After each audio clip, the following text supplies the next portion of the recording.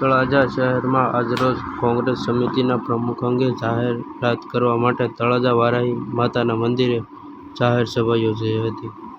મળતી માહિતી મુજબ જિલ્લા પ્રમુખ પ્રવીણભાઈ રાઠોડ તેમજ આગેવાન અને હોદ્દેદારો ઉપસ્થિત જોવા મળ્યા હતા. કોંગ્રેસના સિનિયર સિટીઝન પ્રદેશથી આગેવાન પણ ઉપસ્થિત હતા. આ જાહેર સભામાં તળાજા શહેર તેમજ કોંગ્રેસ કાર્યકરો મોટી સંખ્યામાં ઉપસ્થિત રહ્યા હતા. તળાજા શહેર અને તાલુકાની પસંદગી કરવામાં આવી હતી. Bureau report 24 hours news, Ramji.